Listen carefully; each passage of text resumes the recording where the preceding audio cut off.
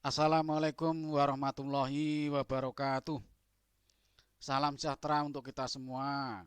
Adik-adik mahasiswa, mari kita lanjutkan kembali kuliah kita elemen mesin 2. Kita sampai bab yang keempat di subbab yang keempat juga, yaitu rasio tarikan untuk V-bed.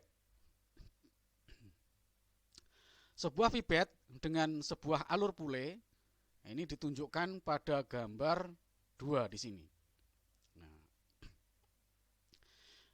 mari sama-sama kita perhatikan bahwa gambar yang diarsir di sini ya, dengan bentuk segi 4 trapesium ini yang bentuk alur V, yang diarsir ini adalah bed. Kemudian bagian luarnya yang tidak diarsir ini alur untuk pule. Nah, jika diurai gaya-gaya yang bekerja pada bed dan pule ini, ya, di sini gaya R1 itu adalah gaya normal yang diberikan bed kepada pule pada sisi sebelah kanan. Kemudian pada sisi sebelah kiri, di sini juga ada gaya normal yang diberikan oleh bed kepada pule. Nah, dua gaya ini jika dijumlah secara vektor itu sama dengan R.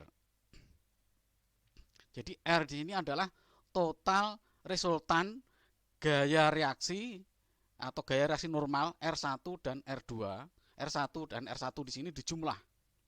Jadi R1 sisi kanan plus R1 sisi kiri itu sama dengan R yang ke atas. Itu secara vektor.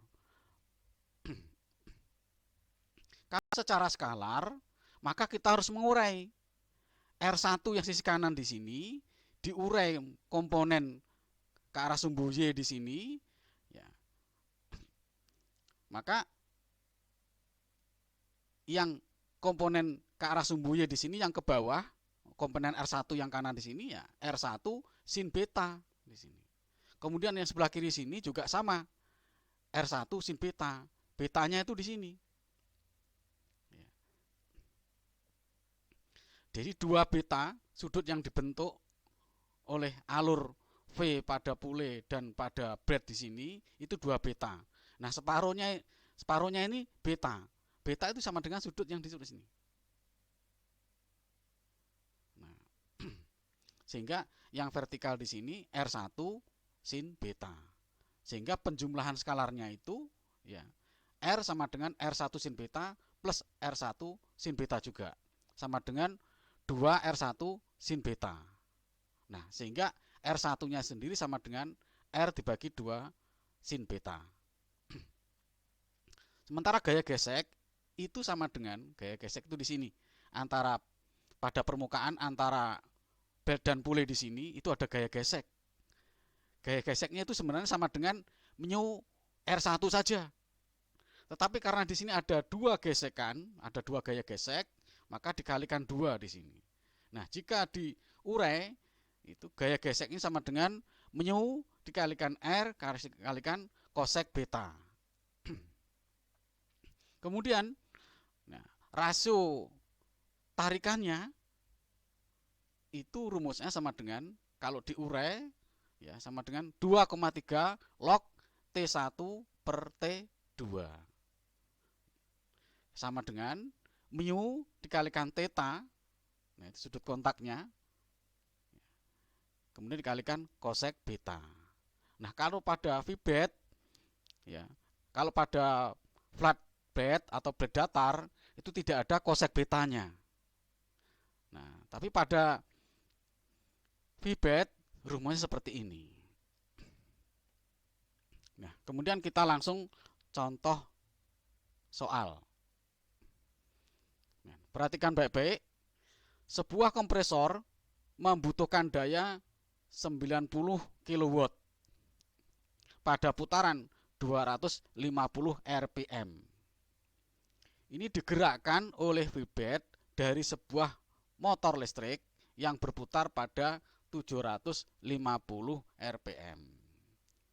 Berarti penggeraknya ini kompresor atau motor listrik. Nah, di sini ada kata-kata di sini, digerakkan oleh wheel bed dari sebuah motor listrik.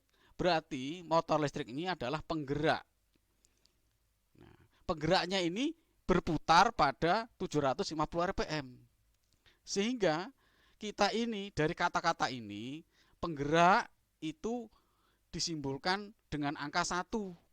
Kalau yang digerakkan disimbolkan dengan angka 2. Maka di sini ya putaran itu disimbolkan N, maka N1-nya itu 750 rpm. Sedangkan di sini N2 250 rpm. Nah, ini jangan sampai terbalik. Kalau sampai terbalik maka hasilnya salah. Nah, ini mahasiswa sering salah di situ. Tidak memperhatikan kalimat, ya, kata-kata dalam kalimat dari soal. Ya. Antara penggerak dan yang digerakkan itu mahasiswa sering terbalik. Kemudian diameter pule pada poros kompresor tidak melebihi 1 meter. Jadi berarti kompresor itu diameter kompresor berarti D2. Nah, itu tidak boleh lebih dari 1 meter. Ya, dianggap saja 1 meter. Sementara itu jarak pusat antara pule dibatasi 1,75 meter. Artinya jarak antara pule itu X. Ya. Jadi mahasiswa di sini harus hafal mana panjang pule, kemudian jarak antara pule, diameter, simbol-simbolnya juga harus hafal. Karena kalau tidak hafal, ya, walaupun itu open book, maka mahasiswa akan kebingungan. Ya, perlu waktu yang lama lagi. Sementara kalau ujian itu waktunya itu terbatas. Nah, disinilah perlunya mahasiswa itu latihan berulang-ulang, ya, berkali-kali, diulang-ulang, ya, diulangi lagi. Nah, jangan pernah merasa bosan. Kalau belajar di WA, belajar di Google, itu nggak perlu diulang-ulang, sudah ngerti, karena itu bukan ilmu, bukan ilmiah. Ya. Tapi di sini ilmu ilmiah, ya. Mahasiswa itu jangan pernah bosan untuk berulang-mengulang lagi, bukan karena bodoh, tapi karena apa? Karena ilmu ilmiah, ya, buku ilmiah atau ilmu-ilmu yang mengantarkan seseorang itu menjadi sarjana otomatis ya lebih berat. Sedangkan baca WA, baca Google, baca ya di YouTube dan sebagainya itu, ya, itu sebentar saja sudah bisa menangkap berita-berita itu. Nah, ini mahasiswa ini membaca buku ilmiah atau YouTube yang sekarang ini Anda dengarkan itu jangan disamakan dengan YouTube yang lain. Ya. Anda mendengarkan YouTube sekali belum tentu bisa. Kalau bisa ya Anda nggak perlu di Unram, Anda di ITB itu. Mahasiswa ITB aja perlu baca berulang-ulang. Ya. Nah, ini mahasiswa. Selanjutnya kecepatan bed tidak melebihi 1600 meter per menit. Nah, jadi kecepatan bednya ya 1600 gitu aja dibatasi. Kemudian pertanyaannya, tentukan jumlah V-bed yang dibutuhkan untuk mentransmisikan daya jika setiap bed mempunyai penampang 375 mm persegi. Nah, ini berarti luas penampangnya. Kemudian density-nya ini 1000 kg per meter kubik. Nah, density-nya ini sama dengan air ini. Dan tegangan tarik yang diizinkan 2,5 megapascal. Sudut alur pule adalah 35 derajat. Berarti 2 betanya 35 derajat. Koefisien Besek antara bed dan pule 0,25, mu-nya 0,25. Hitung juga panjang yang dibutuhkan oleh setiap bed. Jadi dengan luas penampang sekian, tegangan tarik sekian ini untuk satu bed. Nah, satu bed itu menghasilkan daya berapa? Nah, sedangkan di sini 90. Nah, nanti tinggal membagi, ketemu jumlah bed.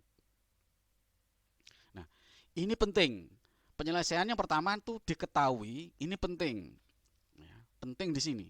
Kalau salah diketahui, maka nanti memasukkan data-data pada rumus-rumus menjadi salah juga. Kalau salah, hasilnya pasti salah. Kan gitu. Nah, di awal daya. Daya di sini 90 kW. P 90 kW dijadikan watt. Loh Pak, ini daya ini pada kompresor ini kok tidak ditulis P2 Pak? Ya, P2 dengan P1 itu diasumsikan sama. Karena efisiensi bed di sini tidak dibahas. Sama. Makanya hanya P saja. Kemudian putaran 250 RPM ini N2. Kemudian tadi motor listrik karena dia penggerak N1. Sekian 750 RPM. Nah, kemudian tadi diameter kompresornya berarti D2 1 meter. Kemudian jarak antara pusat itu X meter, sudah satuan SI. Kemudian kecepatan bednya V itu 1600 meter per menit. Ini dijadikan detik. Menitnya jaringnya detik, ketemu 26,67 meter per detik. Nah, kemudian luas penampangnya di sini A kecil 375 meter persegi. Milimeter persegi jadikan meter persegi. Densitinya rho ketemu sekian, ya diketahui sekian. Kemudian sigma tegangan yang diizinkan 2,5 megapascal. Ini sama dengan Newton per milimeter persegi. 2 betanya 35, berarti betanya 17,5. Nah, di sini. Kemudian mu-nya 0,25. Nah, langkah pertama ya, yang diketahui di sini kita mengolah. Ya, pertama kita mencari diameter pule pada poros motor. Pada poros motor itu berapa diameter pulenya? Yaitu dengan perbandingan rasio putaran, rasio kecepatan.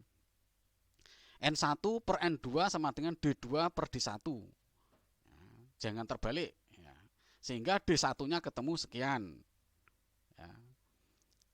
Nah, kemudian di sini perlu saya jelaskan lagi bahwa di sini pule ya, pada motor listrik. Kemudian di sini pule pada kompresor. Nah, sudut alfanya itu yang ini. Nah, ini sudah apa? O1, M1. Jadi O2, O1, M. Nah, di sini sudut alfa. Kemudian theta satunya, tetanya itu sudut kontak, yaitu kontak antara pule dengan pule penggerak di sini dengan bednya itu di sini, ya. Jadi garis singgung antara pule dengan bed ini tegak lurusnya sumbu di sini ditarik sama-sama ditarik. Nah, sini tetanya, sudut kontaknya. Kemudian di sini jika kita tarik ya persamaan ya, maka alfa yang di sini dengan di sini sama. Selanjutnya untuk bed yang terbuka seperti pada kasus ini, sin alfa itu rumusnya ini R2 min R1 per X atau D2 min D1 per 2X, dimasukkan ketemu sekian, maka alfanya ketemu sekian. Nah, sudut kontaknya karena di sini kita ambil yang terkecil ya, maka theta sama dengan 180 dikurangi 2 alfa. Nah, itu ketemu sekian sudutnya. Sudut theta 1 di sini ya, sudut theta 1 di sini sama dengan 157 ini. Kalau dijadikan radian, nah, dikalikan pi per 180 ketemu radian. Kemudian selanjutnya massa bed per meter panjang adalah M sama dengan area dikalikan panjang 1 meter, di sini 1 meter nanti 1 ya. Kemudian kalikan density, karena di sini per panjang per meter panjang, artinya per 1 meter panjang gitu. Karena 1 kalikan meter sama dengan meter. Ya. Sehingga dimasukkan semua areanya di sini. Nah, sama density di sini. Kalau panjangnya ini dibuat 1 karena ini per 1 meter panjang. Nah, di sini terjadi tarikan sentrifugal. Karena apa? V-nya di sini lebih besar daripada 10 meter per sekon kuadrat. Sehingga TC rumusnya sama dengan MV kuadrat. M-nya dimasukkan ke sini, V-nya yang di sini dimasukkan ke sini, ketemu 267 Newton. Itu tarikan sentrifugalnya. Kemudian tarikan maksimum dalam bed itu T sama dengan sigma dikalikan luasannya. Ya, tegangnya diizinkan tadi ketemu ini. Ketemu 937,5 Newton. Ini tarikan maksimum. Nah, tarikan maksimum itu ya dikurangi TC ketemu tarikan yang kenceng. Sisi tightnya di sini. T1 sama dengan T min TC. Nah, di sini dimasukkan perbandingan. Perbandingan tarikan itu bukan tarikan maksimumnya, tapi T1 per T2. Karena T1 sudah ketemu, dimasukkan rumus ini. Mas Eva hati-hati memasukkan persamaan kosek beta di sini, ya. Hati-hati di sini. Beta di sini separuh dari 2 betanya tadi. Ya. Kemudian setelah ketemu log di sini, ya, maka ketemu nilai daripada T2. T2-nya ketemu 67,4. Nah, T1-nya ketemu 670. Nah, sekarang kita pengen menghitung jumlah bed. Ya, terlebih dahulu per satu bed itu dayanya berapa? Yaitu dengan membuat perbandingan di sini. Rumusnya daya untuk satu bed, artinya daya per bed itu T1 min T2 dikalikan V. Sehingga ketemu di sini 16,085 kW. Nah, satu bed yang kita hitung dari atas tadi itu mampu ya mentransmisikan daya. Jadi satu bed mampu mentransmisikan daya 16,085 kW. Nah, sementara kompresor sendiri itu membutuhkan daya dari motor listrik itu 90 kW. Nah, kira-kira butuh berapa bed? Nah, gitu. Nah, maka jumlah bed itu ya total daya semua yang ditransmisikan dibagi dengan daya per bednya tadi. Nah, 90 bagi 16,085. Ketemunya 5,6. Nah, karena bed ini tidak ada pecahan, yang ada bulat, ya 1 2 3 4 5 6, maka ya dibulatkan menjadi 6. Kalau dibulatkan 5, maka dia tidak mampu mentransmisikan daya sebesar 90 kW. Jadi harus dibulatkan ke atas. Nah, kemudian panjang beltnya. Panjang beltnya itu berapa? Nah, kita hitung ulang. Radius pule pada motor listrik itu radiusnya D1 per 2. Nah, D1-nya ketemu sekian, maka sekian. Kemudian radius pule kompresornya D2 per 2 ketemu sekian. Nah, rumusnya panjang bed itu L di sini itu sesuai dengan rumus pada bab yang ketiga untuk transmisi bed terbuka ya, itu ini rumusnya. Nah, ya sebenarnya ada hubungan L dengan D2, D1 dan X. Nah, rumusnya ada juga. Jadi tidak perlu lagi pakai ini. Langsung diameternya dimasukkan ke sini. Nah, Anda tinggal pilih saja. Nah, sehingga panjang beltnya itu ketemu di sini 5,654 meter.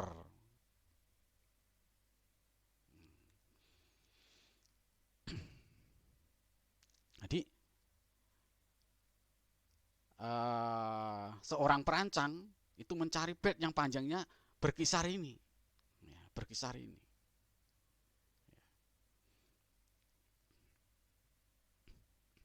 Selanjutnya contoh soal yang kedua. Perhatikan baik-baik. Dua buah V-bed. Nah, jadi V-bed ini jumlahnya ada 2. Kalau 1 berarti sebuah V-bed. Nah, begitu. Jadi mahasiswa ini harus teliti, ya harus teliti betul. Sebuah pipet berarti satu, ini dua buah pipet berarti bednya itu ada dua. Sejajar pada pule beralur ukuran sama. Nah, berarti pule penggerak dan yang digerakkan itu ternyata ukurannya sama. Nah, sudut alur adalah 30 derajat. Nah, sudut alurnya bed itu 30 derajat. Berarti dua betanya itu 30, berarti betanya 15. Nah, penampang setiap bed adalah 750 mm persegi dan mu-nya 0,12.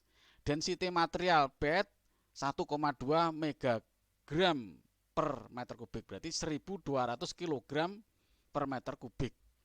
Dan tegangan maksimum yang aman dalam material adalah 7 megapascal. Nah, hitunglah daya yang dapat ditransmisikan antara pule berdiameter 30 mm berputar pada 1500 rpm. Tentukan juga putaran poros yang mana daya ditransmisikan adalah maksimum.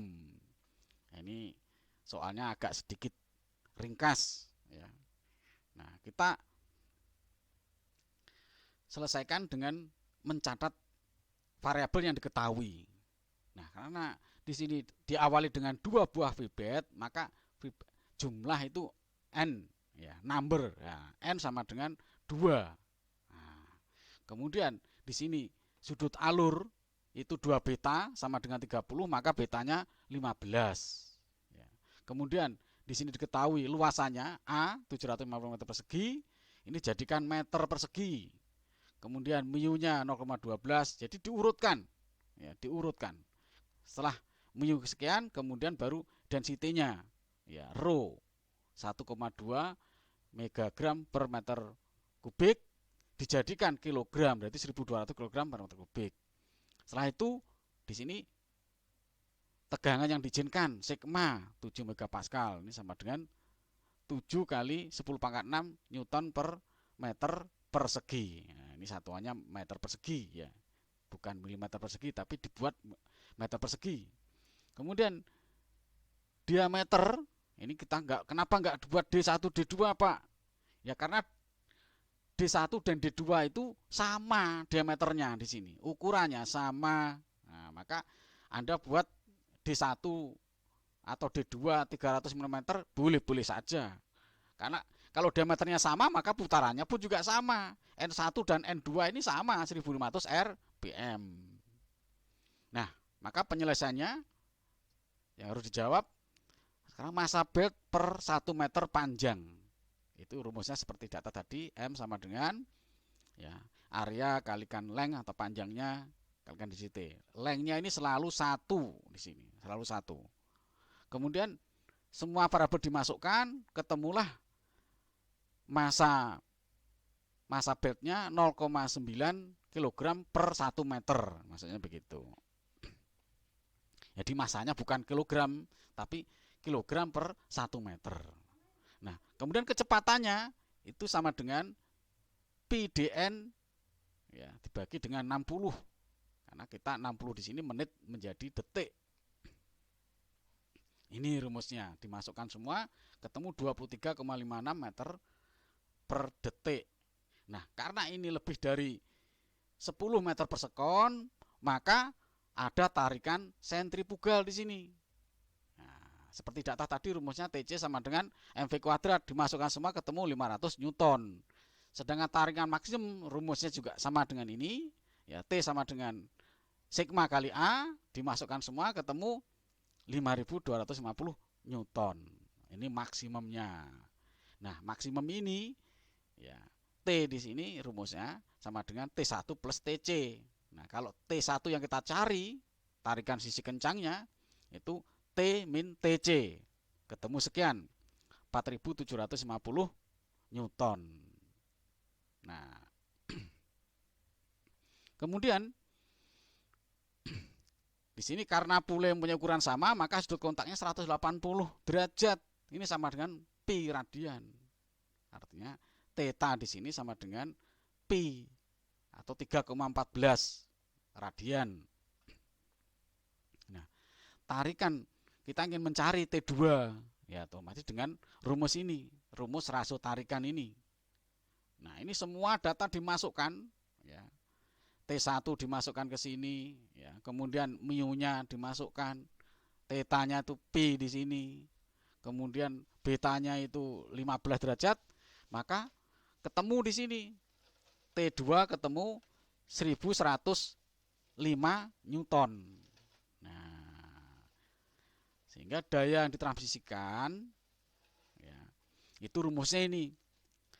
Untuk 1 bat, rumus daya itu T1 min T2 dikalikan dengan V atau kecepatan. Tetapi karena di sini total daya dikalikan dengan N. N di sini jumlah bat. Karena batnya di sini jumlahnya ada 2. Jadi T1 semua dimasukkan, ya, nilai T ini 4750 dimasukkan ke sini. Kemudian 1105 dimasukkan ke T2 di sini, kecepatannya dimasukkan dari data di atas tadi 23 tadi, ya. Nah, sehingga ketemu dayanya 171,75 kW. Nah, kemudian jika ingin maksimum, untuk daya maksimum putaran porosnya, ya, itu perbandingannya di bab yang ketiga, TC itu sama dengan T dibagi 3. Jadi sepertiganya. Jadi tarikan sentrifugal itu sepertiga dari tarikan maksimum. Maka dari sini TC dimasukkan ke rumusnya ini, kita akan mencari putaran kan melalui kecepatan dulu. Diurai, maka ketemu V1, kecepatan, ya. Kenapa tidak V saja, Pak? V saja juga boleh. Nah, ini V1 hanya ingin memberitahukan bahwa beda antara yang maksimum dengan yang tidak maksimum. Ini kan kita ingin mencari putaran poros yang maksimum, untuk daya yang maksimum.